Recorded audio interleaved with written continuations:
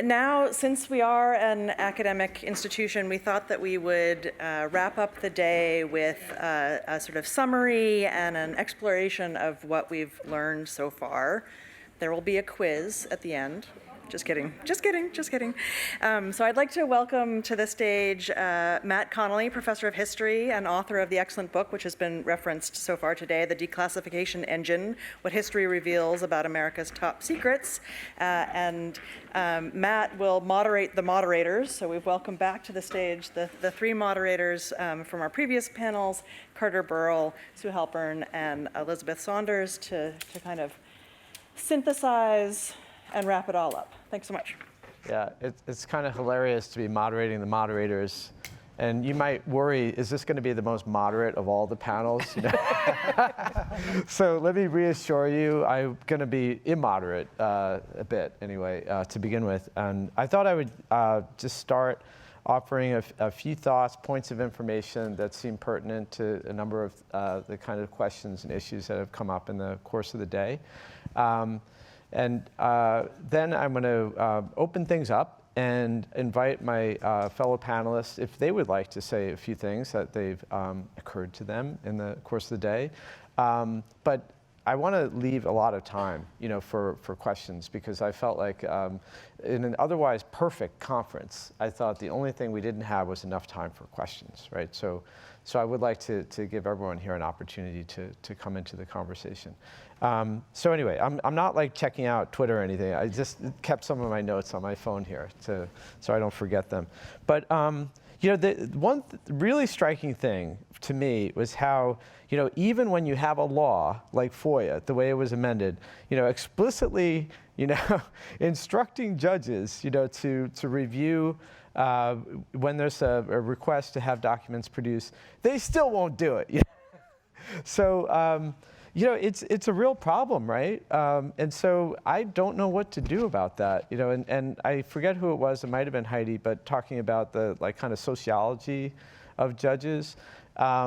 So, you know, I'm a historian, I'm not a sociologist, but I do think that this is one of the really kind of pressing, you know, issues here is what do we do even when we have like kind of the black letter text, you know, that was meant to like address one of the constitutional, you know, conundrums. You know, how do we hold public officials accountable if we at the same time empower them to keep secrets, right? And so like if judges are not going to do it, like who's going to do it? So there's that problem, and I don't know what to do about it. So like maybe others on this panel will have ideas. One thing, and I got to ask Heidi about this during one of the breaks. You know, I've been told that I should worry about is, let's say you do bring a case. Some of these, you know, questions haven't really been adjudicated. And then unfortunately, you know, you lose because now you've set a precedent, right? So, you know, Heidi and anyone here like could come in on this. You know, she pointed out, well, it can't really be worse than it is now. So, I mean, yeah, it can. It can? All right, okay. So it might be, right? So, but that would be something also to think about. Maybe Carter could come in, right? He's the lawyer here. You know, should we worry about, if we really press some of these issues, and we did get a hearing, you know, should we worry about setting bad precedents that could make a bad situation even worse? Okay, so in terms of the AI panel, I have to say, and here I'll be a little bit immoderate, you know, it's kind of ironic. We had the panel where people were you know, every one of them like has been a leader, you know, in use of technology and dealing with difficult problems. And I'm the historian here, so I can reassure you that, I'd like to anyway, that you know, yes, I do think this is clearly a set of problems where there are ways in which technology can help. And clearly there are cultural and, again, sociological aspects of this. I'll mention a couple of them.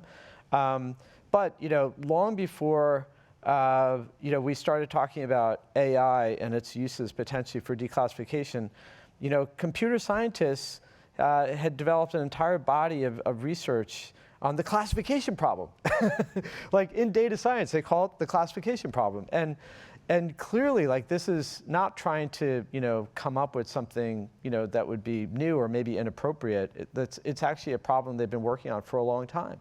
And they've gotten pretty far. Like every time you see a show that Netflix has recommended, or you end up buying that thing that Amazon has suggested to you, basically it's a recommendation system, right? Much like the kind of system that could be used, to not make decisions autonomously perhaps, but at least to make recommendations for the kinds of things that we would want our reviewers to focus on and spend more time on. In this case, it would be rank ordering the records that are most likely to have dangerous information.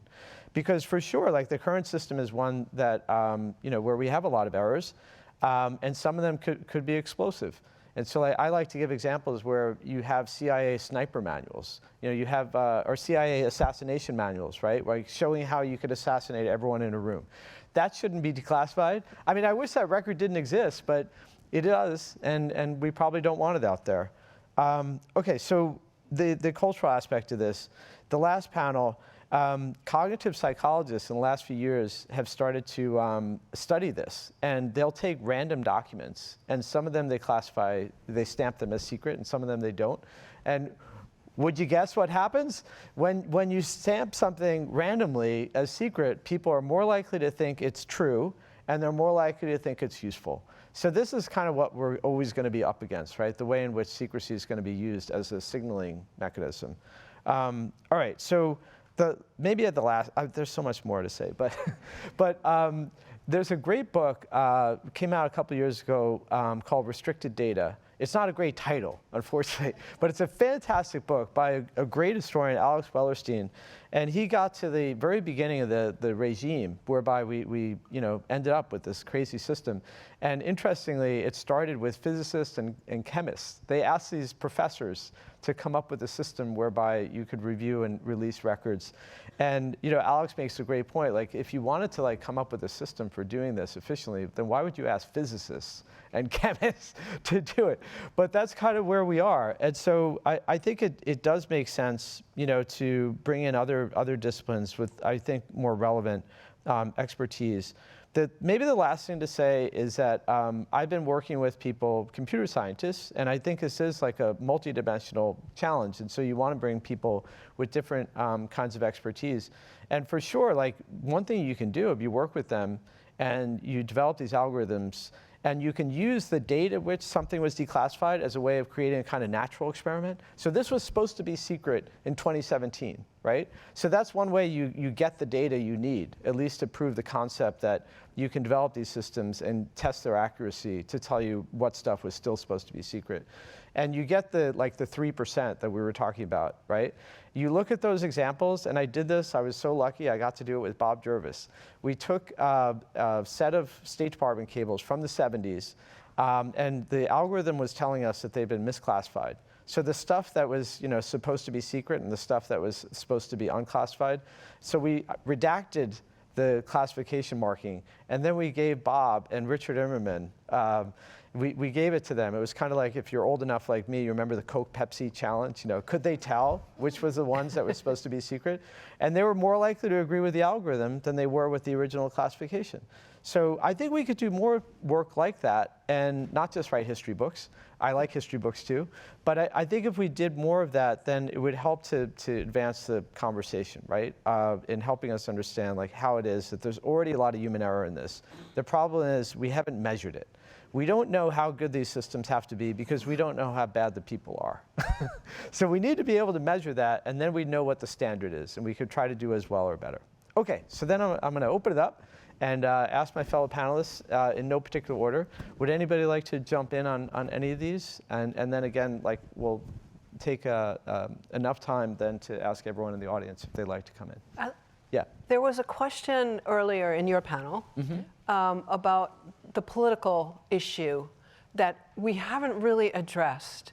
It just feels to me like we just automatically assume that there's a neutrality to the technology that we're developing, and we know that's not true. And we really haven't figured out how to deal with that. That's the first thing. And the second thing was another issue that came up in your panel, which was changing administrations, policies that got overruled, declassification by thinking, and all the way through this whole discussion, we really have to be cognizant of where the politics are influencing the outcomes. And I don't have the answer to that, but I think that if we're just making assumptions that everyone is good-hearted and we're all small d Democrats to begin with, we're going to end up in trouble. Mm-hmm. Yeah, I mean, I'm a political scientist, so naturally I would say the politics are missing, but I was actually very heartened on the AI panel at how much the sociology was not missing, right? I mean, there was a time when you would listen to panels on AI and there'd be no acknowledgement of that. So clearly, I thought that panel was great, but and especially on the sort of like human connections. But I do worry, and I don't just mean partisan politics or threats to democracy. I mean sort of, I think there's an assumption that if there's a problem that we all agree on, that it's a problem, that, why isn't it being solved? A really good example in this vein is the authorization to use military force in Afghanistan, which is still on the books, even though the war is technically over, and is being used to justify military operations still today. Sorry. And I think most people in Congress think it's pretty crazy that it's still on the books. Mm-hmm. There are some sincere efforts to, repeal it and replace it, or at least repeal it.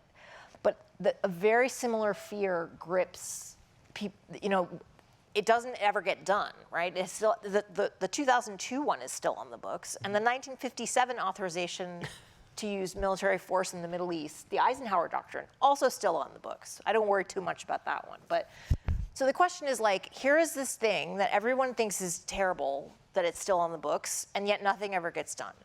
So flip the script a little bit and ask yourself, what would it take, politically speaking, to change it? To actually enact a law that people have to vote on.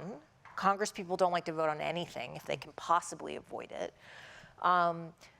And then they'd have to, so if they just repeal it, then it's like, well, you've taken presidential power away. It's a little bit like this fear of making mistakes. You don't want to be the one who casts this vote and the following year, something in close proximity in time, there's and the president does not have the authority anymore. Mm-hmm. And if you dare to try to craft something to replace it in the absence of a clear, unless there was another sort of precipitating event, then you risk signing on to, then you got to get into actual making just political choices, and that would be scary. Mm.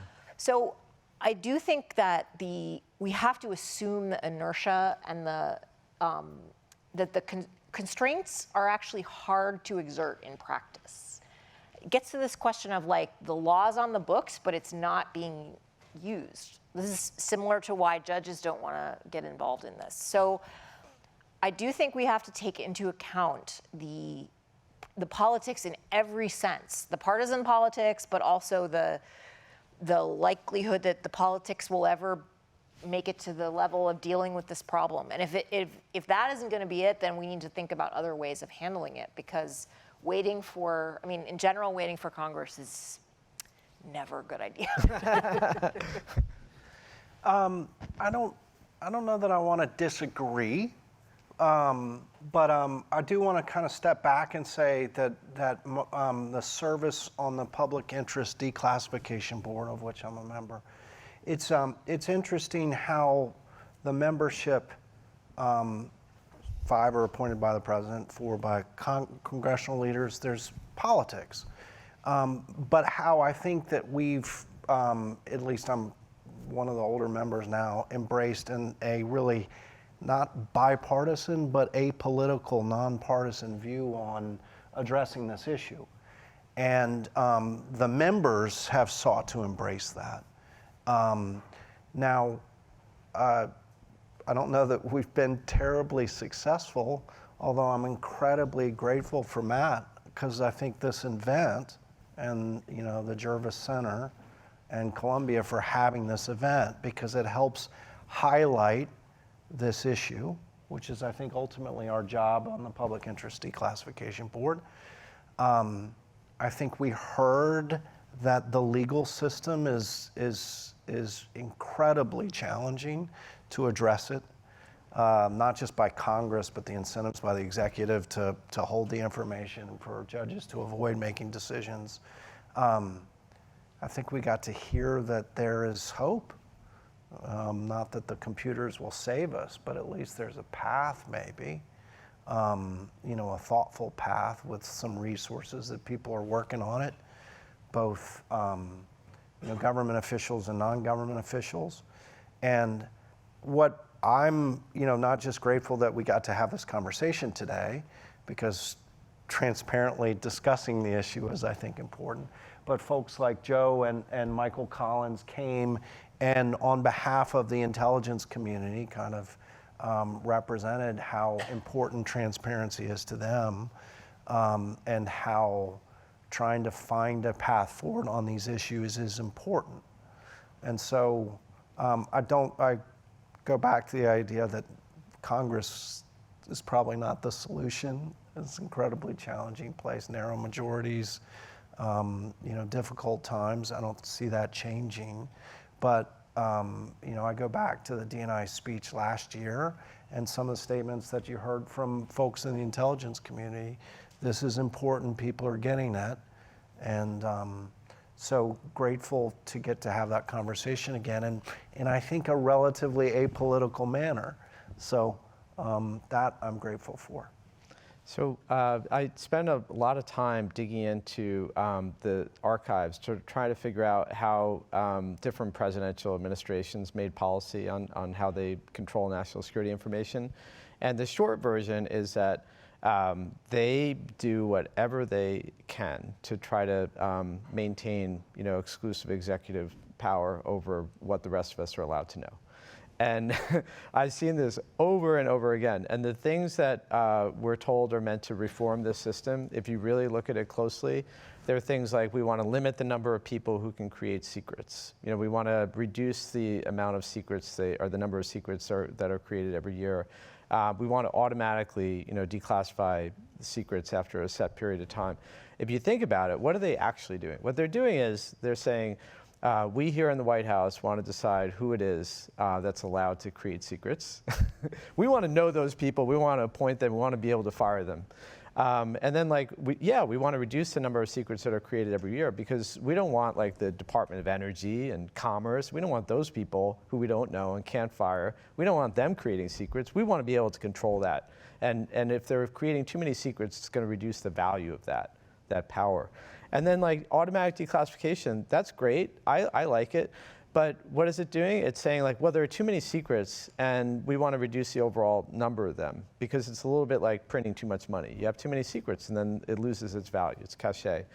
So that's what I would say, if we ever do get a new executive order, I think you want to look at it closely, because again, what I've seen over and over again is it's really about trying to maintain sovereign power over what the rest of us are allowed to know. That said, there have been some useful things over the years. And what I've noticed is that if you get into these records, when they do get released, it's the threat of congressional action. And so this was true even in the Carter years. Famously said that he wanted to, change the system and have a foreign policy the American people would know about and trust and so on. But it was Joe Biden, Senator Joe Biden, who was threatening, to take action. And he was saying that we're going to have to do this ourselves. We, Congress, are going to define what is national security information. And again, it happened during the Clinton administration. It was Daniel Patrick Moynihan, who, with his commission, was threatening to pass a law with teeth. And so time and again, even if you don't ultimately, sadly, I agree with you, we've been waiting a long time for Congress to finally check that power.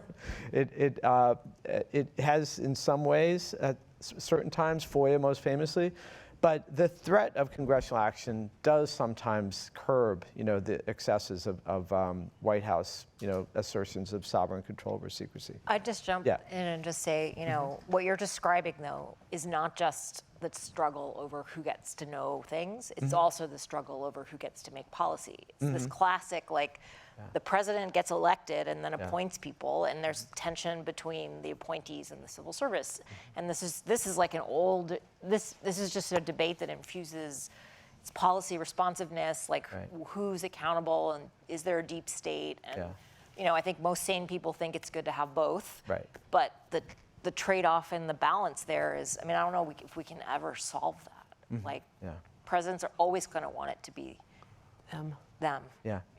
I have a question for you, Matt. I'm turning the tables on you.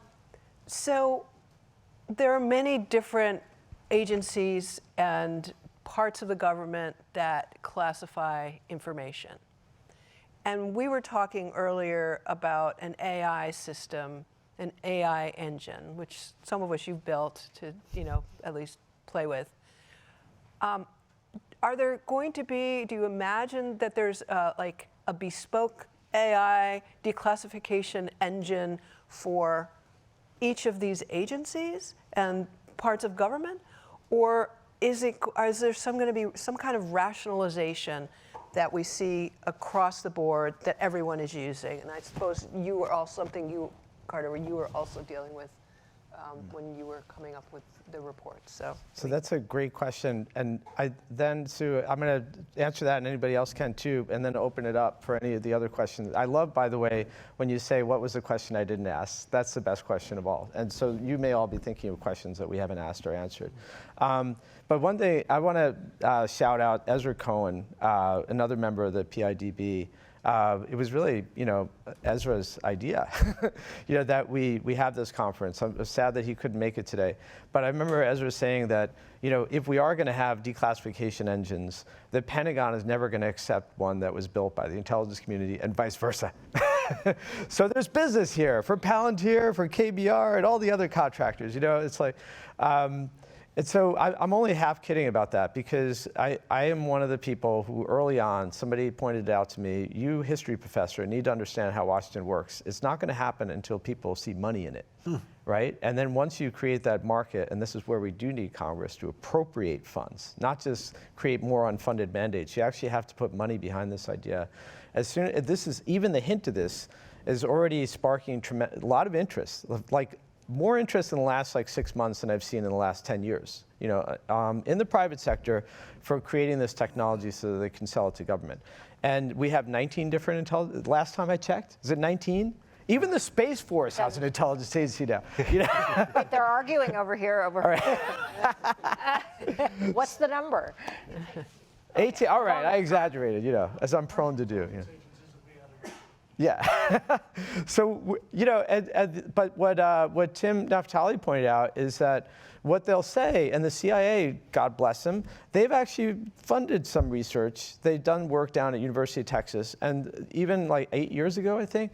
But the first thing they said is, God, you've got hundreds of declassification manuals. How do you expect us, to build rule-based systems, that are going to allow us to reproduce that decision-making process? Well, luckily, with LLMs, with the ChatGPT type systems, they actually can learn, if you give them enough data. And every time we've had people making decisions about what should be redacted and what doesn't have to be, they're basically creating training data for these systems to learn from, right? So we have to capture that training data, and then yes, we can start producing, these systems. And they're not going to be perfect. They will hallucinate. But the better versions of LLMs now, there's one it's called Perplexity AI. People should check this out. It will retrieve, it's called retrieval augmented generation. It will get the records then that it used to generate the response to your question. And then you can look at it yourself. And by the way, there's a lot of interest now in government, a lot more than there is interest in declassification. They want to build these systems so that they could start using all the information they have about you, me, and everybody else. And so just imagine a LLM system like ChatGPT, where they can ask personal questions about any person on this planet. and it'll retrieve all the intelligence that they have about their person, their health records, their credit rating, and everything else. I mean, so that's the information that they're going to be harnessing and using these systems to reproduce or generate. So yeah, we got to do it ourselves, and that's why I'm working with data scientists at Columbia. We even have a government grant. The NSF has given us money at Columbia to build an LLM RAG system like this with declassified documents. So, and the idea is we're kind of red teaming this to see what people might be able to find out from all this. Sorry, what's going on? All right, what do you think? Any questions? What are the questions we haven't asked? What do you think? Yeah. The inimitable Jack Snyder. So there are two models of how to use history based on formerly secret information to be smarter that have been discussed today. There's the wisdom of crowds. Declassify lots of stuff and have like everybody in the planet pawing over it and trying to sift it and figure out some insight from it. But the other model that we barely talked about was what Bob Jervis said should maybe also be done, which is to pick X number of topics every year or every administration, and really do a blitz to try to get to the bottom of things. And there are lots of examples of this. There's the 9/11 Commission. There's the what happened at Pearl Harbor. The January 6th Commission. January 6th. There's Okay. there's the well, there are many of these, but so this is a question for you, Matt. How would you rank both the risks and the value of the wisdom of crowds, like have bots declassifying as much as possible and hope that it causes more benefit than risk, as opposed to this kind of very systematic mega effort to answer a big, important historical question? Yeah, I want all of it. Both. Yeah, and I've often thought, like, if you read the authorizing legislation for the Public Interest Declassification Board, written by Daniel Patrick Moynihan, there's language in there about how every member has, by definition, a need to know whatever they want to know. And I don't think that's a question I don't think has been adjudicated. That's the sort of thing I think we could explore. But imagine like the PIDB, which has unfortunately a tiny budget and kind of no Zero budget. Yeah. So imagine they had a bit more of a budget and they had a staff, and they could say like the public is keenly interested in question X. It could be unidentified aerial phenomena. It could be a lot of things, right? There's so many things and you could use FOIA requests as a way of measuring public interest, right? And Congress, by the way, like, yeah. journalists, the Right. media, Yeah. The public, right? What it's in the title of the board, the Public Interest Declassification Board. Right. What's in the public? What do we need to know? Yeah. Is it everything? Is it just everything that's ever been classified over the last 50 years, or should we start with a couple specific key things? Yeah. And so the PIDB could read everything that has not been released on the Kennedy assassination, everything that was redacted. And then they could, for all of us, tell us what your conclusions are. What did you find out, And you don't, again, you could, right? I mean, you could declassify things in that way. But you might also just summarize things that having read all of the stuff the rest of us aren't allowed to see. So that would be one thing you could do, right? And kind of enact what you had in mind. Like, yeah, there are certain priorities. There are things we really need to know about. There's the Privacy and Civil Liberties Oversight Board, which was enacted and empowered more after Snowden. If Congress, if the people want a more active system, it's there, but you'd have to allocate money to it and get people, full-time staff We have two hardworking staffers here in the audience, but they are limited in their ability to devote time to the PIDB because they are called upon to do other jobs at the archives. And it's not just the PIDB, but Congress could have hearings on these issues. And there are ways to draw more attention to this, but thankfully to Columbia for having a great event to talk about it as well. Yeah, and so unfortunately I have to wrap it up. We're going to have brief closing remarks, and then we're going to have drinks. So we don't want to get between you and the bar. And I'll be there, and I'm happy to talk with everyone about anything. Okay, thank you.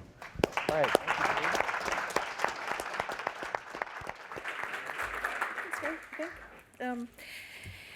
Thank you so much, Matt, Elizabeth, Sue, and Carter for this fantastic wrap-up session. And there's no quiz. I know that I've learned a huge amount today. This is a topic that's not precisely in my wheelhouse, but I learned a huge amount, and I hope that everyone else here has too. But like all good academic conferences, I think we've raised as many important questions as we've answered, as we should. I'll mention a couple that have been raised for me. There's a comparative politics question that was raised in the first panel about why it is that the courts in the US are so much more reluctant to push back on the executive branch with respect to secrecy and justiciability with respect to other countries. So if there are comparative politics students in the room, that's a great thesis or dissertation topic that somebody should take up.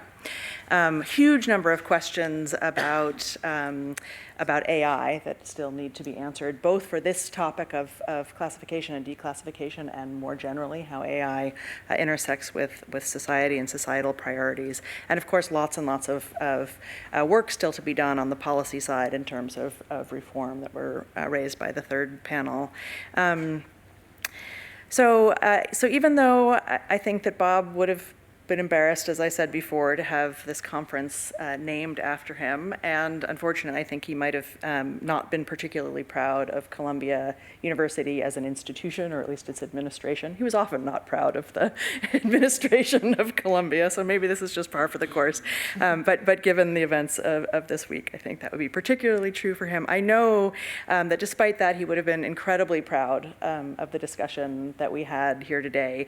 As has been mentioned throughout the day, he was deeply committed to the issue of sharing and declassifying information while still sensitive to the need for governments to keep some secrets. So this was a topic that was dear to his heart. And I think also the example of this conference is something that was also very dear to his heart, of bringing academics and practitioners together. There are political scientists in the world at departments I won't name where there's this sort of mutual disdain between the academic and the policy world. And that's not been true here at Columbia, and that is largely due to Bob Jervis, an example, and the culture that he set. And that's something that I personally am deeply grateful to him for, and hope that we continue to continue that. I also know he would have been immensely proud of Karen, his former student and now our dean, and to others of his former students who are here or joining us online or watching the video of this in the future, as well as all of the current students in the room. So I want to thank everyone for coming. I want to once again thank our co-sponsors, the CEPA's Institute of Global Politics, which has helped us put on this really high-level conference. For those of you who are academics, you know that this is not how academic conferences normally run. We don't normally have this level of kind of polish and professionalism. So that is IGP's influence, and we're very grateful for it. Columbia's Institute for Social and Economic Research and Policy, ISERP, which has helped with the funding for this conference, and the Public Interest Declassification Board, with thanks not only for the participation today of Carter and Carmen, who've enlightened us, but for everybody on the board, including Ezra, who couldn't be here, for your service to the country on this crucial issue. So thank you for that. And then to the Saltzman Institute, to faculty members who contributed to the planning for the content planning for today, and of course to Ingrid and Olivia and our fantastic student staff who helped helped us put this together. A great big thanks to all of them. And then finally, a special thank you to Kathy Jervis for being with us here today. Kathy is a valued and longtime member of the Saltzman community in her own right, and not just because she shared Bob with us. So thank you, Kathy, for being here.